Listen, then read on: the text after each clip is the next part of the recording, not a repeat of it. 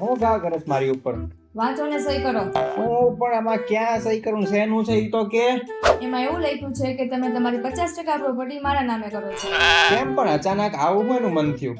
ભવિષ્યમાં જો તમે આડા હાલો અને કંઈ પણ થાય તો મને કોઈ તકલીફ ન પડે ને હું બધું વેચીને વહી જઈશ. પણ આવા વિચાર તને આવ્યા ક્યાંથી? આ તો બધું વાંચતી હતી ને તો ત્યારે મને ખબર પડી કે બધા સાથે આવું થશે. કાલ સવારે મારી સાથે થયું તો મારે તો રખડવાનો જ વારો આવે ને. પણ તારે એવું બધું નેગેટિવ લેવાની જરૂર શું છે? મારે કોઈ એવી ચોખવટ કરવી નથી. તમારે સહી કરવી છે કે નહીં? એ તો હું નહીં કરી શકું. કરવું તો પડશે જ તે, અત્યારે ને અત્યારે. પણ આખી વાત સાંભળ. મારે કાંઈ સાંભળવું નથી. મને અત્યારે ને અત્યારે સહી કરી દો એટલે મને મારા ભાગનું 50% મળી જાય.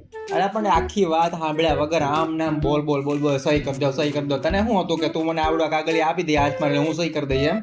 હું તમને પૂછીને તમને ઓર્ડર આપું છું, કરી દો એટલે કરી દો. મારે કાંઈ ભવિષ્યમાં રિસ્ક લેવું નથી ને તમારે બીજો કંઈક રસ્તો ગોતવો પડશે. પણ આમાં હું કે મારા બાપા ધારે ને તોય સહી ન કરી શકે. કેમ નથી આવડતી સહી કરતા? અંગૂઠા છાપજો. અરે પણ પેલા આખી વાત સાંભળ તો કરી. ક્યારનો કરીને તને હું કહું છું કે સાંભળ સાંભળ પણ તું બોલ બોલ બોલ બોલ કરતી જ જાશો ને કે સહી કરી દો સહી કરી દો સહી કરી દો. હું તો કરી દો હમણાં સહી.